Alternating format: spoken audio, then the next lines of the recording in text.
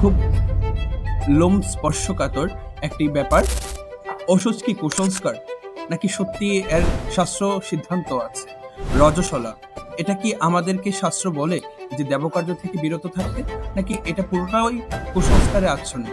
আর জানবো গীতা দ্বারা আমরা জীবন কিভাবে পরিচালনা করতে পারি, এটা কিভাবে আমাদের সম্পূর্ণ একটি জীবন গায়। চলুন আমরা জানি। রাধে রাধে। আজ আমাদের মাঝে উপস্থিত আছেন এক বিশিষ্ট শিক্ষাবিদ, গীতা প্রচারক ও সমাজ সংস্কারক শ্রী কৃষ্ণকান্ত দেবনাথ মহাশয় স্যার। তিনি মিরপুর উচ্চ বিদ্যালয়ের প্রধান শিক্ষক হিসেবে দীর্ঘদিন নিষ্ঠা ও সততার সাথে দায়িত্ব পালন করেছেন। অবসরপ্রাপ্ত হয়ে স্যার করিগড় উচ্চ বিদ্যালয়ের প্রধান শিক্ষক হিসেবে শিক্ষা ও মূল্যবোধের আলো ছড়িয়ে চলছেন। শুধু প্রাতিষ্ঠানিক শিক্ষা নয়, তিনি সারা দেশে অসংখ্য গীতা স্কুল প্রতিষ্ঠা করেছেন, অসংখ্য শিক্ষার্থীর হাতে তুলে দিয়েছেন গীতা, খাতা, কলম।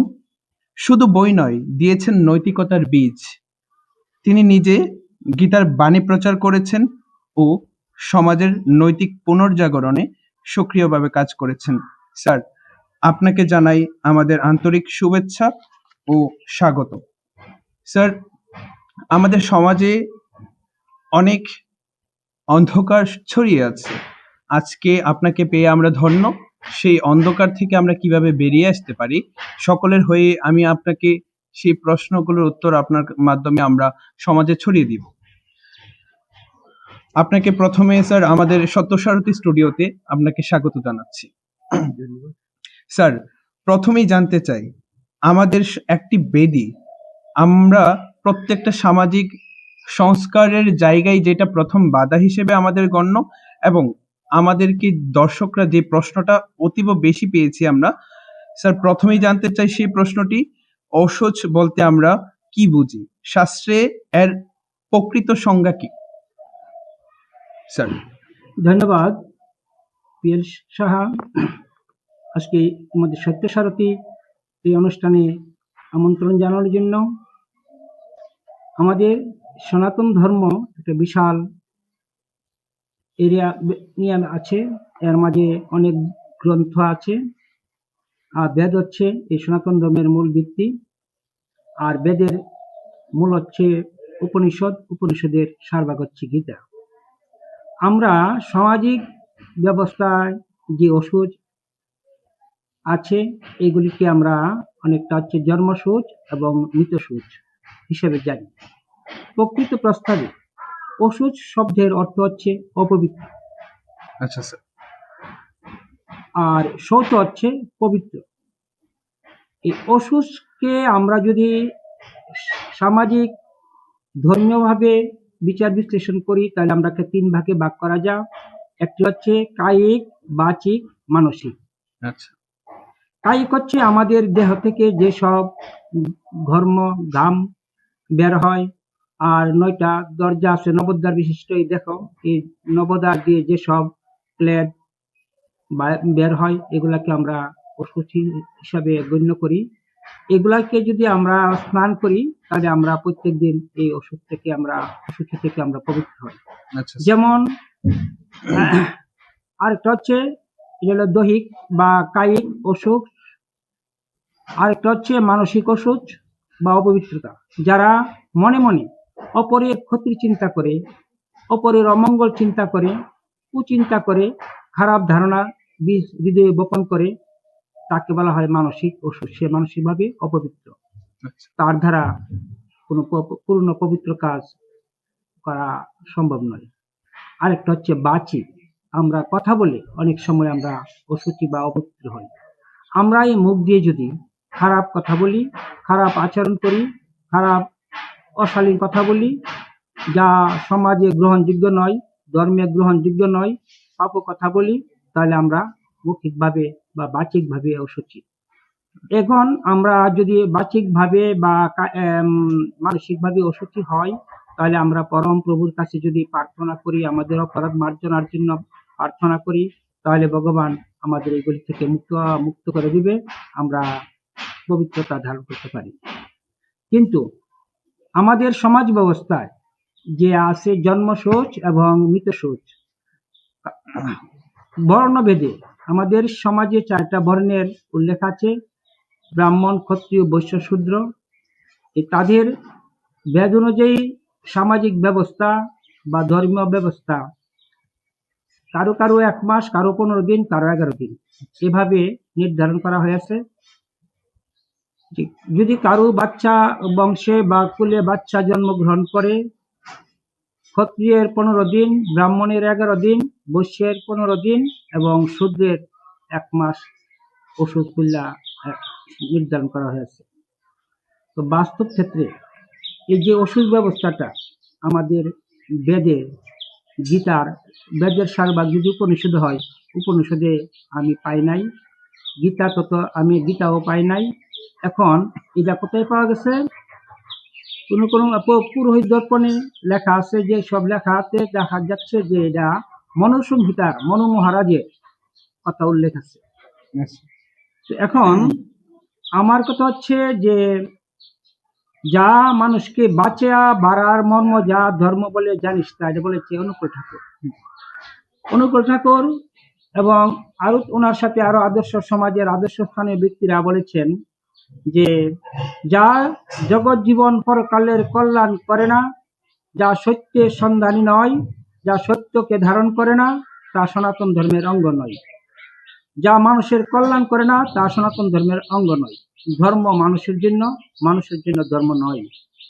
তাই আমরা এই কথাটা, যে বর্ণ বৈষম্যটা যদি আমরা সমাজ থেকে দূর করা যেত, তাহলে এই ওষুধ ব্যবস্থাটা অনেকটা লাঘব হতো। কেন?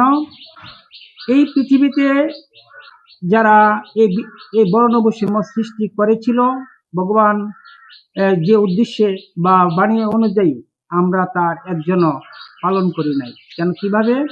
ভগবান বলেছেন এটা কারো জন্মগত না, এই বর্ণ বৈষম্যটা জন্মগত না, এটা গুণ ও কর্মগত।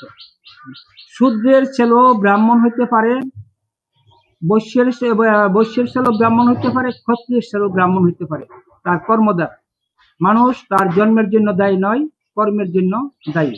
যেমন বিশ্বামিত্র মুনি, উনি ছিলেন ক্ষত্রিয়, উনি তার সাধনা দ্বারা উনি ব্রাহ্মণ শ্রেষ্ঠ অর্থাৎ বিশ্বামিত্র মুনি হয়েছিলেন। এবং আজকের যে ব্রহ্ম গায়ত্রী, যাকে বেদমাতা বলা হয়, বেদের প্রাণ বলা হয়, এটার স্রষ্টা ছিলেন বিশ্বামিত্র মুনি। তাহলে স্যার এই ওষুধের শাস্ত্রীয় ভিত্তিটা কি? শাস্ত্রীয় ভিত্তি, ওষুধের শাস্ত্রীয় ভিত্তিটা নিয়ে যখন আলোচনা করা হয়, দেখা যায় তার নির্দিষ্ট কোনো ভিত্তি নাই।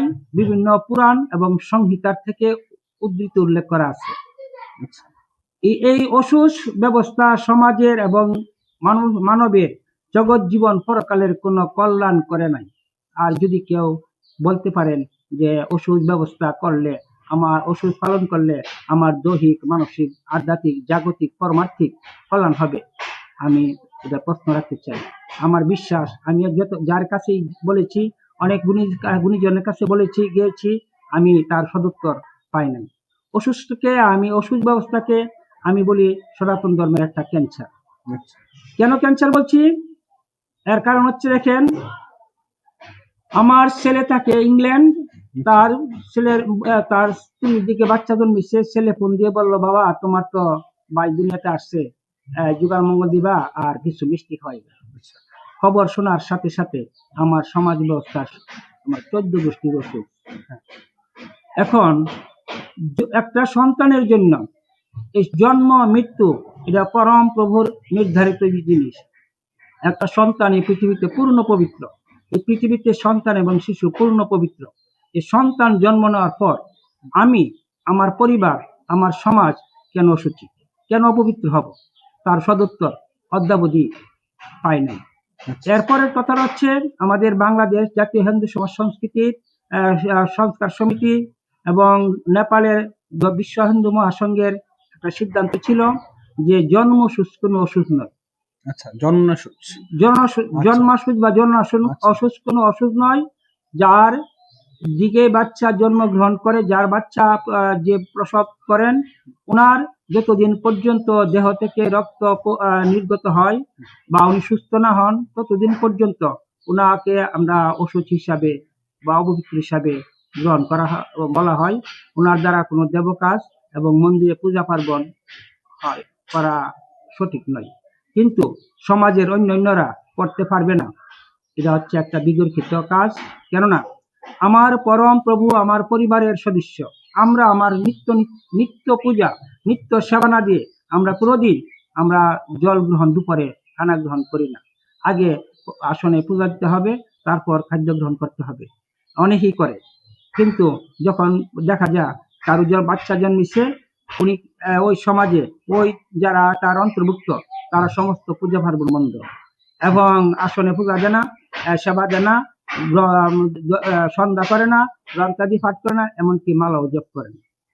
এই প্রশ্নটাই স্যার আমরা এখনই আসছিলাম যে মৃত্যু বা জন্মের পরে নির্দিষ্ট সময় মধ্যে যে আমরা কাজ নামজপ বা পূজা থেকে বিরত থাকা, এটা কি শাস্ত্রের নির্দেশ নাকি সামাজিক রীতি? স্যার আমার এখানে কথা আছে, স্যার গীতায় তো বলা হয়েছে অপিচেত সুদূরাচারো ভজতে মামন্য ভাগ, অর্থাৎ নবম অধ্যায়ের 30 নম্বর শ্লোকটাতে ভগবান বলেছেন যে ভক্ত অনন্য চিত্তে ঈশ্বরকে স্মরণ করে সে সাধু। তাহলে ভগবান কি কখনো বলেছেন এই কয়দিন আমাকে স্মরণ করো না? স্যার এখানে অনেকের প্রশ্ন আছে, আমাকে যারা প্রশ্নগুলো মেইল করেছেন তার মধ্যে দুটো প্রশ্ন আমি করছি। ঔষধের নাম জপ করলে পাপ হয়, ঠাকুর করে ঢুকলে দোষ লাগে, এই ভয়গুলোর উৎস কোথায়? আমি পূর্বে বলেছি, শ্রীমদ ভাগবত গীতা হচ্ছে সমস্ত শাস্ত্রের সারভাগ। গীতায় কোনো জায়গায় এই ওষুধ সম্পর্কে উল্লেখ করা হয়নি। এখন ভগবান শ্রীকৃষ্ণ বলেছেন, মন্ননা ভব মদ্ভক্ত মাজ্জাজিমাং নমস্কুরু, তোমরা একমাত্র আমারই ভজনা করো, আমারই ভাবো, আমারই চিন্তা করো, আমাকে নিয়ে তোমরা মজে থাকো। তাহলে ওষুধ সম্পর্কে এই কথা ভগবান কোনোদিন বলে নাই যে অসুস্থ অবস্থা তোমরা আমার নাম গুণগান করতে পারবে না। এবং আমরা বিভিন্ন গ্রন্থে, চৈতন্য চরিতামৃতে এবং বৈষ্ণব গ্রন্থে আমরা পেয়েছি যে প্রভুর নাম নিতে, হরির নাম নিতে, শৌচে কিংবা অশৌচে জীবনের সর্ব অবস্থায় হরির নাম নেওয়া যা, গুণগান করা যা, মালা জপ করা যা, তাতে কোনো দোষ নেই। তাইলে আমরা আমাদেরকে ভগবান এই কথা কোথাও, গীতায় কোথাও এ কথা বলে নাই, বেদে কোথাও এই কথা পাওয়া যাবে না, উপনিষদও পাওয়া যাবে না যে অসুস্থ হলে ভগবানের পবিত্র নাম জপ করা যাবে না। এটা পুরোহিত দর্পণে এবং মনুসংহিতায় লেখা আছে, যাদের জন্মাসুচ হবে এবং মৃত্যু সুচ হবে, যার যতদিন অসুস্থ থাকবে তারা দেব মন্দিরে যাওয়া যাবে না, বেদাদি পাঠ করা যাবে না। এখন তার কেন যাবে না, তার কোনো যুক্তিকতা অদ্যাবধি কোনো শাস্ত্রে। তাহলে স্যার আমরা আমাদের তথাকথিত সামাজিক যে মানুষরা আছে তারা স্যার এই যদি আমরা পুরোহিত দর্পণটাকে অনুসরণ করি, যদি পুরোহিত দর্পণটা প্রামাণ্য হয় তাহলে তো আমাদেরকে মানতে হয়, এখন সেটা আমাদের মান্যযোগ্য কি না, এইটার কি স্যার? ধন্যবাদ। এই পুরোহিত দর্পণে এখনো আছে, পূর্ব ছিল যে স্বামী মারা গেলে স্ত্রীকে চিতায় তুলে পুরায় মারতে হবে। আচ্ছা। এখন কিন্তু কালের বিবর্তনে ওই সতীদাহ প্রথা রোধ হচ্ছে। আজ থেকে আমাদের সনাতন ধর্মকে বলা হয় যুগ ধর্ম। যুগের সাথে তাল মিলে চলে, বেঁকে যায় কিন্তু ভেঙে না। তাই পুরোহিত দর্পণের যেসব কথা লেখা আছে এইগুলি বর্তমান যুগের সাথে অনেকগুলাই অকেজো যুক্তি গ্রহণযোগ্য নয়। আমি দু একটা উদাহরণ দিয়ে বলছি, তাহলে ভালো হবে। যে পুরোহিত দর্পণে লেখা আছে নারী এবং শূদ্রের নিষিদ্ধ মন্ত্র। নারী এবং শূদ্রের নিষিদ্ধ। আচ্ছা। নারী এবং শূদ্রকে, নারী বলতে এই জগতের যত নারী আছে, ব্রাহ্মণের স্ত্রীও নারী, শূদ্রের স্ত্রীও নারী। আচ্ছা। নারী এবং শূদ্রকে প্রণবযুক্ত মন্ত্র, সাহাযুক্ত মন্ত্র, গায়ত্রী মন্ত্র দেওয়া যাবে না।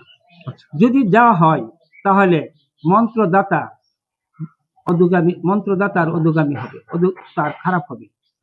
ওই কারণে আজকের সমাজ ব্যবস্থা, যারা ব্রাহ্মণ আছে বা যারা মন্ত্র দেয়, অনেকেই করে, এরা অন্যকে যখন মন্ত্র দিতে যা তখন প্রণবযুক্ত মন্ত্র, মানে মন্ত্রের আগে ওম দেয় না, ওম হচ্ছে বেদের গায়ত্রী হচ্ছে বেদের প্রাণ, আর গায়ত্রী প্রাণ হচ্ছে ওম। হ্যাঁ স্যার, ওম ব্যতীত ভগবান কোনো তো নিজে গীতা এটা মুক্ত করে দিয়েছে মুক্ত করে দিয়েছে। হ্যাঁ, ওম ব্যতীত কোনো মন্ত্র কার্যকরী হয় না, মন্ত্রের প্রাণ পায় না। আচ্ছা তা যেখানে যেখানে শূদ্র বলে এবং স্ত্রী বলে তাদেরকে ওম বা প্রণবযুক্ত মন্ত্র দেয় না, সাহাযুক্ত মন্ত্র দেয় না, তাইলে এটা একটা আত্মঘাতী কাজ আমি মনে করব। এটা হচ্ছে পুরোহিত দর্পণের কথা। তাই আজকে এরপরও দেখা যাচ্ছে আমাদের এই পুরোহিত দর্পণের এই কথাকে ভেদ করে আচ্ছা আমাদের সর্বানন্দ স্বামীজি, ভারতবর্ষের শ্রেষ্ঠ বিখ্যাত একজন সাধক, তিনি হরিওম ধর্মের প্রতিষ্ঠাতা, উনি আচ্ছা। মুক্ত কণ্ঠে ঘোষণা করেছেন যে ও মন্ত্র যে জগতের সকলের সবার, এবং গায়ত্রী মন্ত্র জগতের সকলের সবার, তা কোনো শুধু একটা বিশেষ শ্রেণীর নয়, সমস্ত মানবের জন্য বলা যায়। আচ্ছা। তাই আমরা পুরোহিত দর্পণের যে সব কিছু কথা আছে এগুলি পরিবর্তন এবং সংস্কার প্রয়োজন আমি মনে করি। তাহলে স্যার আমার প্রশ্ন আছে, আপনি একটু আগে যে নারীর ব্যাপারটা উল্লেখ করলেন, আমরা আমাদের সনাতন ধর্মের মূল ভিত্তি, আমি যতদূর জানি স্যার, আমাদের সনাতন ধর্মের মূল ভিত্তি হচ্ছে তত্ত্ব, তাই না স্যার? তত্ত্বের উপর দাঁড়িয়ে আছে ভগবানকে পাওয়া বা না পাওয়ার বিষয়টি। তাহলে স্যার তত্ত্ব তো বলে যে সৃষ্টির সব প্রত্যেকটা জীব, অর্থাৎ আমরা যদি সৃষ্টি হিসেবে আমরা যেটাকে নারী বা পুরুষ হিসেবে দাবি করছি, সেটা কেবল লিঙ্গ ভেদে আমরা চিহ্নিতকরণের জন্য নারী বা পুরুষ হিসেবে দাবি করছি।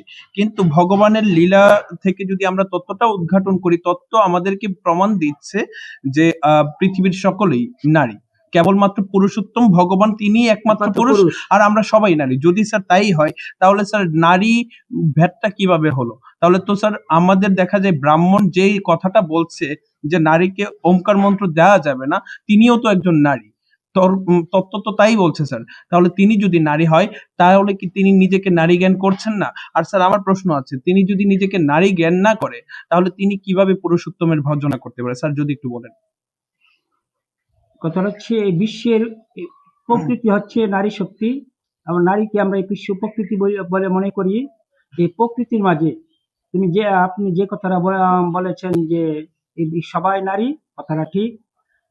এখন এই যারা আমরা পরম ঈশ্বর পরম প্রভুর সত্য সত্তার যখন আমরা ভজনা করি, ভজনা করতে গেলে আমার নারীও করে পুরুষও করে। সেই অর্থে একমাত্র পরম পুরুষ শ্রীকৃষ্ণ হচ্ছে পূর্ণ পরশোত্তম, আর আমরা সবাই তার ভজনাকারী বা তার অনুসারী বা নারী। এখন এই পৃথিবীতে নারী শক্তি ছাড়া কোনো কিছু নাই। আমরা যে ভাত খাই এটা নারী, আমরা যে নৌকা উঠি এটা নারী, নদীতে যে জল খাই জলটাও নারী, আমরা যে বস্ত্র পরি এটাও নারী। নারী ছাড়া এই জগতে কোনো কিছু নেই। এখন এখন যারা এই নারী শক্তিকে যারা অবহেলা করেছে বা করতেছে, তারা চরম, আমার দৃষ্টিতে চায় চরম সনাতন ধর্মের চরম একটা ভুল সিদ্ধান্ত। আমরা তার থেকে বেরোতে চাই। আমাদের এই গ্রন্থে নারী হচ্ছে শক্তি, মা দুর্গা নারী, গীতা নারী, সমস্ত দেবী নারী যারা কালীমা নারী, তাহলে নারী ছাড়া মুক্তি পাওয়ার কোনো পথ নেই। এবং আমরা মূলত যারা এই নারীকে শক্তি হিসাবে আখ্যায়িত করি, নারী গতি, নারী শক্তি। হ্যাঁ স্যার, তাই তো স্যার ভগবান শ্রীকৃষ্ণই তো লাদিনী শক্তিকে প্রাধান্য দিয়েছে। লাদিনী শক্তিকে প্রাধান্য দিয়েছে। শক্তি ছাড়া উনি সন্দিনী, সংবিত, লাদিনী, তিনটা শক্তি দ্বারা এই বিশ্ব ব্রহ্মাণ্ড পরিচালনা করেন। এর মাঝে উনি বলছেন লাদিনী শক্তি ওনার হইল যা দ্বারা উনি বিশ্ব ব্রহ্মাণ্ডের সকল কর্ম সম্পাদন করেন, যে শক্তি দ্বারা উনি অনন্ত কোটি বিশ্ব ব্রহ্মাণ্ড সৃজন করেছেন, পালন করতেছেন, তার কি সে শক্তির নাম লাদিনী শক্তি। তাহলে শক্তি ছাড়া কোনো কিছুই হয় সম্ভব না। তাহলে স্যার আমার প্রশ্ন হচ্ছে, আমরা তথাকথিত আমরা নিজেদেরকে যারা পুরুষ হিসেবে দাবি করছি, আমরা আমাদের নারীদেরকে তো পিছিয়ে রেখেছি আবার আমাদের নারীরাও মনস্তাত্ত্বিক ভাবে স্যার নিজেদেরকে পিছিয়ে রাখে। কারণ এই কুসংস্কার বা তথাকথিত যে নিয়মগুলো আমরা যদি যেটাকে বলছি স্যার, এই নিয়মগুলো কিন্তু আমাদের মায়েরাও মেনে নেয়, বা তারাও এই ব্যাপারগুলোর বিরুদ্ধে কখনো আমরা তথাকথিতভাবে সচেতনমূলক রুখে দাঁড়ানোর যে প্রয়াস, সেটা খুবই কম লক্ষ্য করা যায়। এখন আমরা নিজেদের উন্নতির জন্য, আধ্যাত্মিক পারমার্থিক উন্নতির জন্য আমাদের পুরুষ ব্যবস্থা বলি বা আমাদের মায়েদের বলি, টোটালি একটা প্রয়াসে আমরা কিভাবে একত্রীকরণ হতে পারি স্যার? ধন্যবাদ। দেখা যাচ্ছে এখনো সমাজের মাঝে প্রচলিত আছে ধর্মের দোহাই দিয়ে, শাস্ত্রের দোহাই দিয়ে নারী কোনো মূর্তি পূজা করতে পারবে না, মহাদেবের পূজা দিতে পারবে না, আচ্ছা শালগ্রাম শিলার পূজা দিতে পারবে না, শিবলিঙ্গের পূজা দিতে পারবে না, আচ্ছা এবং ব্রহ্মগায়ত্রী পাঠ করতে পারবে না, ব্রহ্মের উপাসনা করতে পারবে না। আচ্ছা। এখন দেখা গেছে আমাদের শাস্ত্র তার যে সিদ্ধান্ত পায় তার উল্টো। আমাদের সনাতনী শাস্ত্রে 6 জন মহিলা, এরা নিজেরা ব্রহ্মের সাধনা করে ব্রহ্মত্ব লাভ করে লাভ করেছে। যারা দেখা দিয়ে গেছে যে আমরাও পরম প্রভুর উপাসনা করতে পারি, আমাদের সে শক্তি আছে, আমরা সাধনা করে আমরা ও ব্রহ্মত্ব লাভ করতে পারি। তাহলে যেখানে এই পরম সত্য নিহিত আছে, সেখানে আজও কিছু লোক বলে যে তোমরা নারীরা এগুলি কাজ করে পারবে না। নারী হচ্ছে সমাজের অর্ধেক শক্তি। এই শক্তিকে যারা পদদলিত করে, অবহেলিত রেখে সমাজকে এগিয়ে নিয়ে যেতে চায়, তারা সমাজের হিতকারী না, তারা সমাজের মঙ্গল কামনা করে না, তারা আমাদের সনাতন ধর্মের, আমার বিশ্বাস, তারা আদর্শ তারা বুঝে না। স্যার এটার ক্ষেত্রে আমাদের নারীদেরকেও তো এগিয়ে আসতে হবে, তাদেরও তো গ্রন্থগুলোকে জানতে হবে, ইতিহাসটা এখন জানতে হবে। বলি, আগেকার দিনে বলা ছিল যারা টুল ছিল সেখানে কেবল ব্রাহ্মণের ছেলেরাই বা ক্ষত্রিয় ছেলেরাই শিখতে পারতো, শূদ্রের কোনো বেদ পড়ার অধিকার ছিল না, গীতা পড়ার অধিকার ছিল না, নারীরা তো দূরের কথা। এখন নারীরা জেগেছে, সমাজ জেগেছে, এরা বেদ পড়তে পারতেছে এবং গীতা পড়তে পারতেছে, এরা অনেক কিছু জানতে পারতেছে। এখন গীতা পাঠক, ধর্মীয় আলোচক এবং ভাগবত পাঠক নারীরা এগুচ্ছে। এবং যে সব জায়গায় মন্ত্র দিতে গেলে, গ্রহণ করতে গেলে যে অমজানা, তারও প্রতিবাদ চলছে যে আমাকে মন্ত্র দিতে গেলে আপনি অম দিবেন না কেন, নাহলে আপনার কাছ থেকে আমরা মন্ত্র নেব না। এখন জাগরণের পথে, আলোর পথে এরা চলছে।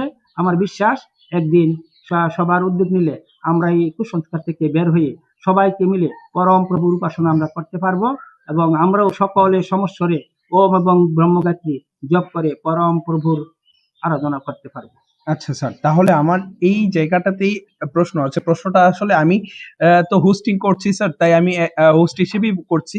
প্রশ্নটা আমাদের সকল মায়েদের।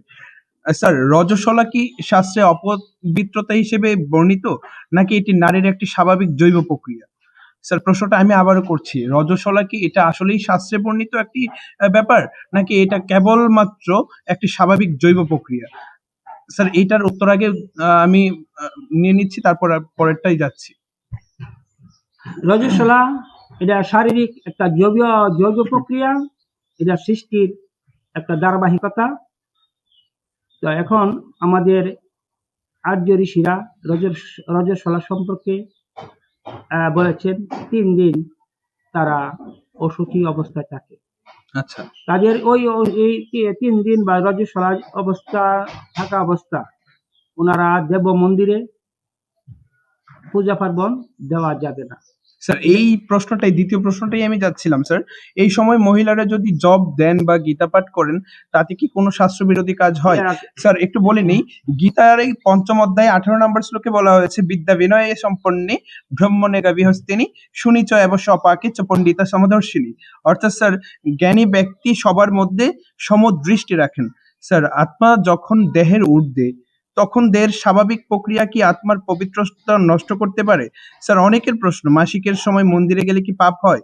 ঈশ্বর কি নারীর স্বাভাবিক প্রক্রিয়াকে অগ্রাহ্য করেন? না, ঈশ্বর স্বাভাবিক প্রক্রিয়াকে অগ্রাহ্য করে না। এটা স্বাভাবিক, নারীর এটা স্বাভাবিক একটা প্রক্রিয়া। ওই সময় তার দেহ থেকে যে রক্ত নির্গত হয় তা নিয়ে বা তা ধারণ করে আমরা দেব মন্দিরে এবং মুরব্বীদের, সাধু মহাপুরুষদের, গুরুদেবদের ভোজন করানো উচিত নয়, কারণ ওই সময় তার অস্বস্তিকর একটা পরিবেশ থাকে।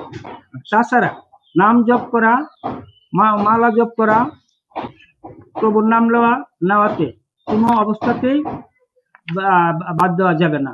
জীবনের সর্ব অবস্থায় প্রভুর নাম জপ করা যায়। আচ্ছা স্যার, তাহলে আপনি যে দৃষ্টিকোণটা থেকে বলছেন যে তার শারীরিক সমস্যা থাকে, তার নিজের তখন বিশ্রামের প্রয়োজন, তাই তাকে 3 দিন অব্যাহতি দিয়েছেন। এখন স্যার সে যদি নিজেকে আত্মনিয়ন্ত্রণের মাধ্যমে সে যদি নিজেকে স্থিরাবস্থাতে আনতে পারে, তাহলে কি সে দেবকার্য করতে পারবে না? স্যার, এখানে আমার প্রশ্ন আছে, রক্তটা যেটা যায় 3 দিন অবস্থায়, সেই অবস্থাটাকে আমরা রক্তকে জানি স্যার রাজসিক অংশ হিসেবে। সাত্ত্বিক, রাজসিক, তামসিকের মধ্যে রক্ত আমরা রাজসিক হিসেবে চিহ্নিতকরণ করেছি।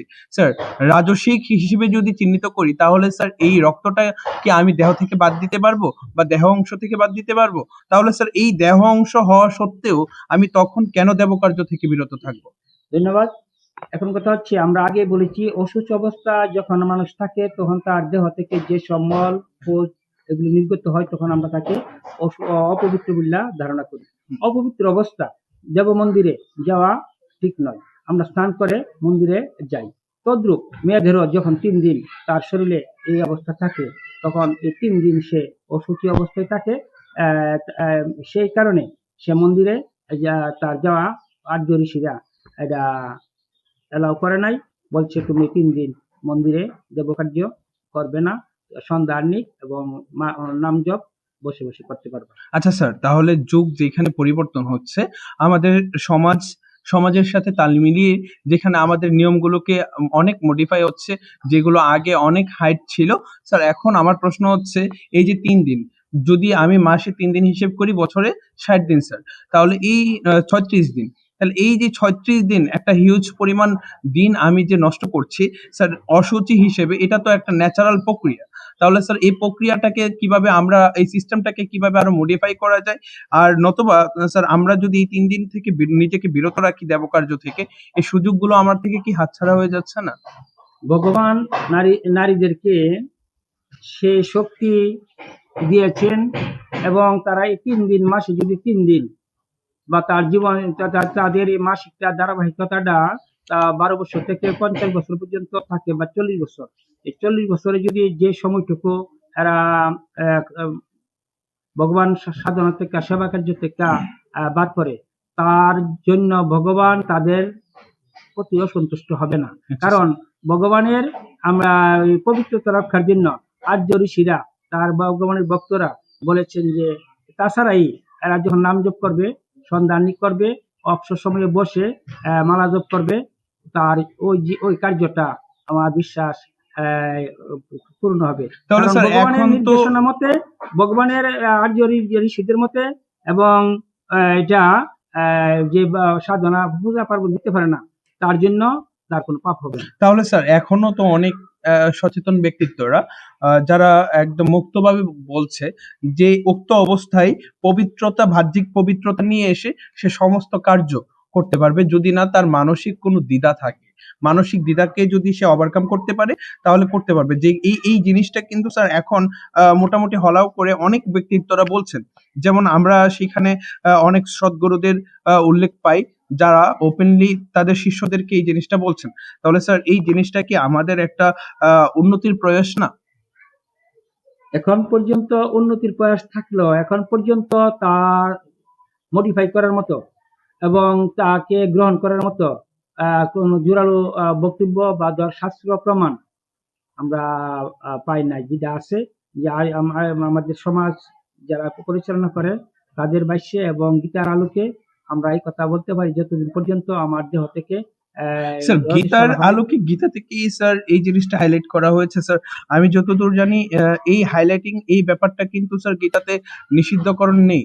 না, এই কথা বলা নাই যে তুমি গীতা এগুলা উল্লেখ নাই। হ্যাঁ স্যার। গীতা যদি আমরা বলি, গীতা মানব জীবনের পূর্ণ একটা সংবিধান, পূর্ণাঙ্গ জীবন ব্যবস্থা। তার মাঝে ভগবান শ্রীকৃষ্ণ কিছু ইঙ্গিত দিয়ে গেছেন, কিন্তু পূর্ণাঙ্গ ভাবে বিশ্লেষণ করেন। আচ্ছা স্যার। আচ্ছা, এখন যে কথাটা বলা হয়েছে যে মানসিক বা দৈহিক ভাবে যখন আমি অসুস্থ থাকবো, তখন আমি মন্দিরে যাব না। আর রজস্বলাটা দৈহিক ভাবে তার অসুচিতা সূচক, এবং সে অসুচি। তাই আমরা 3 দিন সে মন্দিরে পূজা দিবে না, যাবে না, কিন্তু সে অন্যান্য ভগবানের গুণগান, কীর্তন, নাম জপ করলে তার সাধনা পূর্ণ স্যার হবে। এই জায়গাটাতেই মূলত আমাদের নারীদের অনেক অভিযোগ আছে, কারণ ভগবান আমাদের সৃষ্টিগতভাবে যেভাবে সৃষ্টি করেছেন স্যার, ওই যে আমি আপনাকে একটু আগে বলেছিলাম পঞ্চম অধ্যায়ে 18 নম্বর শ্লোকে ভগবান বলেছেন যে জ্ঞানী ব্যক্তি সবার মধ্যে সমদৃষ্টি রাখেন, প্রত্যেকটা ব্যাপারে সমদৃষ্টি রাখেন। তাহলে স্যার আত্মা যখন দেহের ঊর্ধ্বে, দেহ থেকে অনেক ঊর্ধ্বে আত্মা অবস্থান করেন, তাহলে দেহের স্বাভাবিক প্রক্রিয়া আত্মার পবিত্রতা নষ্ট করতে পারে। স্যার এটা কিভাবে মেনে যাওয়া? স্যার আমি একটু ক্লিয়ার করছি ব্যাপারটা। রজস্বলা হচ্ছে দেহের স্বাভাবিক প্রক্রিয়া, আত্মার নয়। তাহলে স্যার আত্মা তো সকল কিছুর ঊর্ধ্বে, তাহলে আত্মার অপবিত্রতা ক্ষণিক মুহূর্তের জন্য হলেও দেহ কিভাবে নষ্ট করতে পারে? স্যার আমাকে এই ব্যাপারটা একটু পরিষ্কার করুন। আত্মা হচ্ছে দেহের ঊর্ধ্বে বলতে আমি কথাটা না, আত্মা অক্ষয়জ অব্যয়জ অবিনশ্বর শাশ্বত পুরাণ। এই দেহ ছাড়া আত্মা অবস্থান করতে পারে না। আত্মার আধার হচ্ছে দেহ। দেহ এবং আত্মার মাঝে একটা ঘনিষ্ঠ সম্পর্ক আছে, যদিও আত্মা দেহ হইল নশ্বর এবং দেহ আত্মা এক নয়, কিন্তু কোনো কোনো মনীষীরা বলছে দেহ আত্মা এক ও অভিন্ন, কিন্তু আমাদের গীতা বলছে না, দেহ হইল নশ্বর, আত্মা হইল বিনশ্বর। স্যার দেহ এবং আত্মা যে দুটো আলাদা জিনিস, এটা আলাদা এটা গীতাতে একদম স্পষ্ট স্পষ্টভাবে প্রমাণ আছে স্যার। বলেছে। তাহলে আমি যদি আমার দেহকে সুস্থ সুন্দর সবল নিরোগ না রাখি, আমার আমাদের জীবনধারার নিয়ম ব্যবস্থা মেনে না চলি, আমার এই দেহ জীর্ণ হয়ে যাবে, নষ্ট হয়ে যাবে, তাহলে আত্মা এই দেহে থাকতে পারবে না। তাহলে দেহ হচ্ছে আত্মার আধার, এখানে আত্মা অবস্থান করে। তাই এই দেহের পবিত্রতা হলো এক জিনিস, আর আত্মার পবিত্রতা হলো এক জিনিস। আত্মা আত্মা হলো এই জগতের সুচ অসুচের ঊর্ধ্বে, আত্মা হচ্ছে এই জগতের পাপ পুণ্যের ঊর্ধ্বে, আত্মা হচ্ছে একটা পূর্ণ পবিত্র পূর্ণ সত্য। তাহলে স্যার আমি এটাকে একটু তত্ত্বগতভাবে একটু আলোচনা করছি স্যার। আপনি যে বললেন স্যার মালা জপ করা যাবে, নাম করা যাবে। আমরা ভগবানের ভাষ্য মতে সরাসরি যদি দেখি, ভগবান বলেছেন তিনি নামে অবস্থান করেন। কৃষ্ণ নামের মধ্যে যদি স্বয়ং কৃষ্ণ অবস্থান করেন, তাহলে আমি যদি কৃষ্ণ নামটা জপ করতে পারি, আমার হৃদয়ে কৃষ্ণ থাকে, তাহলে বাহিরের কোন কৃষ্ণকে আমি স্পর্শ করতে পারবো না স্যার। এই জিনিসটা আমাকে একটু স্পষ্ট করবেন। বাহিরের কৃষ্ণ আর হৃদয়ের কৃষ্ণের মাঝে একটু আমরা যদিও এক ও অভিন্ন দৃষ্টিতে আমরা দেখি, পরমাত্মা আমার মাঝে আছে, ঈশ্বর আমার মাঝে আছে পরমাত্মা রূপে। আর ঈশ্বর আমার মাঝে বিরাজ করে আমার অত্যন্ত কাছে, স্কন্দের শিরার চেয়েও কাছে।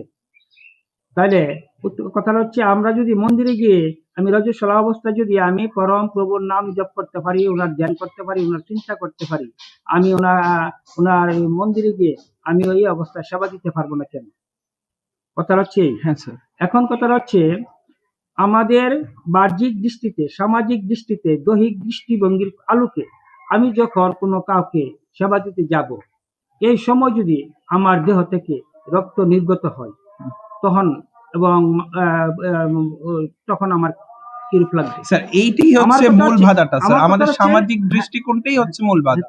আমার নয়তো স্যার এমনিতে আধ্যাত্মিক বা পারমার্থিক দৃষ্টিকোণ থেকে কোনো বাধা আছে কিনা স্যার, আমি ওই প্রশ্নটাই এই ধরনের বাধা আমাদের, আমি যে যদি গীতার আলোকে ভাগবতে আমরা স্যার এই প্রশ্ন এতক্ষণই আমি স্যার মনে হয় একদম পরিষ্কার হয়েছে স্যার। আমাদের যত বাধা আছে স্যার, এটা কিন্তু মূলত সামাজিক, পারিবারিক, রাষ্ট্রীয়, মানুষ কি বলবে, লোকে কি বলবে, এইটুকুই বাধা।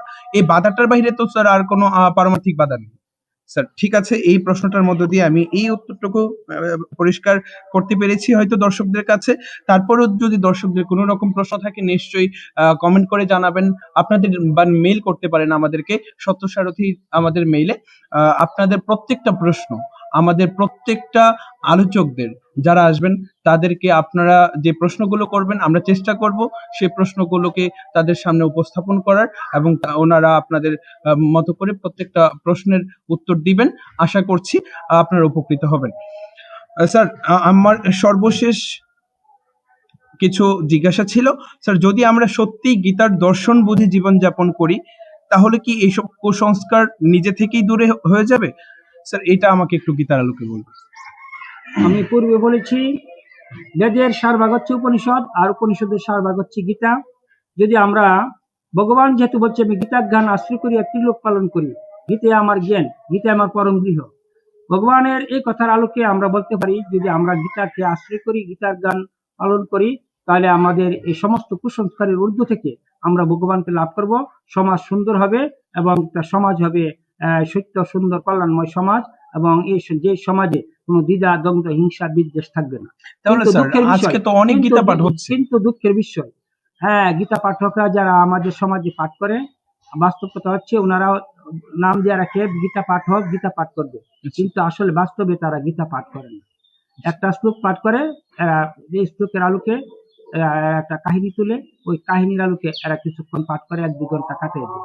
কিন্তু জীবনের সাথে রিয়েল লাইফ সিচুয়েশনে গীতার ভূমিকা কি, বাস্তব জীবনে গীতার ভূমিকা কি, কিভাবে আমরা গীতাকে আমার জীবনের প্রতিফলিত করব, সেই কথাটুকু অনেক পাঠকই বলে না।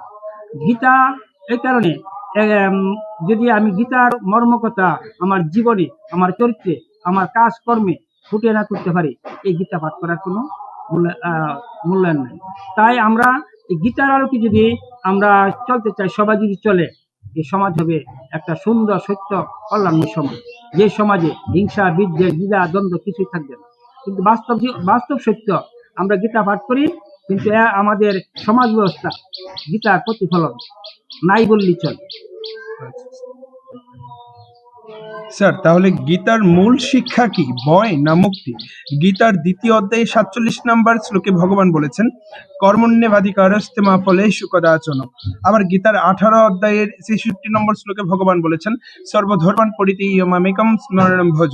স্যার এই শ্লোকগুলো আজকের সমাজে কিভাবে প্রাসঙ্গিক?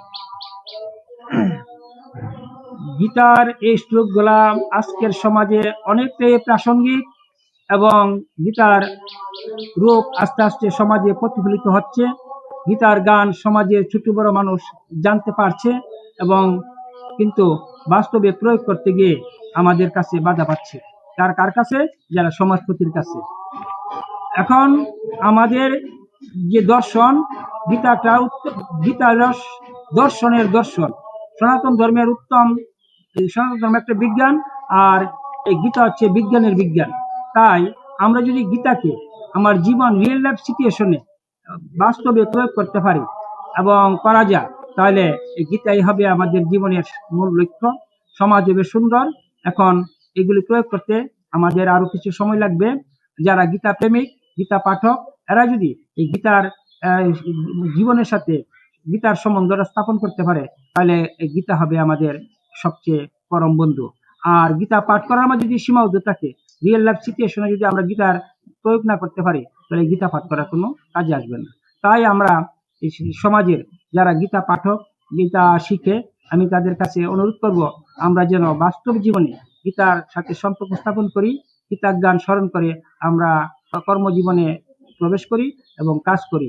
তাহলে সমাজ হবে কলুষমুক্ত, নির্দ্বন্দ্বমুক্ত এবং দ্বন্দ্বমুক্ত, এবং একটা আদর্শ সমাজ। স্যার আজকের আলোচনায় আমরা বুঝলাম ধর্মের মূল হলো চেতনার শুদ্ধি, হৃদয়ের ভক্তি। ভয়, নিষেধ আর সামাজিক চাপ এসব ধর্মের আসল রূপ নয়। যদি কোনো প্রথা আমাদের ঈশ্বর থেকে দূরে সরিয়ে দেয়, তাহলে আমাদের প্রশ্ন করতেই হবে, এটা কি সত্যিই ধর্ম? ধর্ম মানুষের মুক্তির জন্য, ভয় দেখানোর জন্য নয়। গীতা আমাদের শেখায় নিজেকে জানো, ঈশ্বরকে অনুভব করো আর সত্যকে নির্ভয়ে গ্রহণ করো। সুপ্রিয় দর্শক, আজ আমরা যারা আছি, আমরা অবশ্যই প্রশ্ন করতে শিখবো, অন্যকে নয়, সবার আগে নিজেকে। কারণ আমি যদি নিজেকে প্রশ্ন করতে জানি যে এই কর্মটা হচ্ছে, এই কাজটা আমি করছি, এটা সত্যিই ঠিক, এটা কি আমার করা উচিত, বা এটার পেছনের সত্য কি, এটার পেছনে তত্ত্ব কি, এটার পেছনের যে কারণটা, সেই কারণটা আমাকে কতটুকু ভগবানের নিকট থেকে আরো নিকটতর করবে। কারণ আমরা জানি আমাদের প্রত্যেকের প্রার্থনা হচ্ছে অসতোমা সদগময়ম তমসোমা জ্যোতির্গময়ম মৃত্যুর মা অমৃতম গময়ম। এটাই যদি আমাদের চিরন্তন প্রার্থনা হয়, তাহলে আমাদের প্রশ্ন করতে হবে যে আমরা আসলেই কিভাবে ভগবানকে পেতে পারি। স্যার আপনি প্রত্যেকটা দর্শকদের জন্য যদি ভগবানের মেসেজটা কি দিতে চান, যে আমরা আসলেই এন্ড অফ দ্য মোমেন্টে সকল নিয়মের ঊর্ধ্বে গিয়ে আমরা ভগবানকে কিভাবে পেতে পারি, এই মেসেজটা কি স্যার? মেসেজটা হচ্ছে, আমাদের সনাতন ধর্মের ভগবানের কে পাওয়ার মূল কথা হচ্ছে complete surrender to the supreme authority. আমি পরিপূর্ণভাবে পরম প্রভুতে আত্মসমর্পণ করাই হচ্ছে সনাতন ধর্মের মূল লক্ষ্য। যে যিনি পরম প্রভুকে শ্রদ্ধা করে, ভালোবাসে, বিশ্বাস করে, তার জীবনের সকল সত্তা পরম প্রভুর শ্রীচরণে অর্পণ করে এবং তাকে মনে প্রাণে ভালোবাসে, তাকে শ্রদ্ধা করে, তার গুণগান গা, সে হচ্ছে পরম ভক্ত। উনি অচিরেই ভগবানকে লাভ করবে, তাতে কোনো সন্দেহ নাই।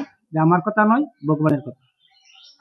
আচ্ছা, সুপ্রিয় আহ, সাথী বন্ধুরা, আমরা যারা ছিলাম, আমরা আগামী পর্বে চেষ্টা করব আমাদের আরো সমাজে যে বাধা আছে, বলি প্রথা, তারপর আমরা চেষ্টা করব বিবাহ প্রথা, এই প্রত্যেকটা প্রথাকে নিয়ে আলোচনা করার আমাদের পরবর্তী আলোচনায়। আপনাদেরকে অসংখ্য ধন্যবাদ আমাদের সাথে থাকার জন্য। প্রত্যেকের জীবন হোক ভগবানময় এবং আমাদের জীবনের প্রত্যেকটা অংশতে যেন প্রেম বিরাজ করে। সকলকে নমস্কার জানিয়ে শেষ করছি।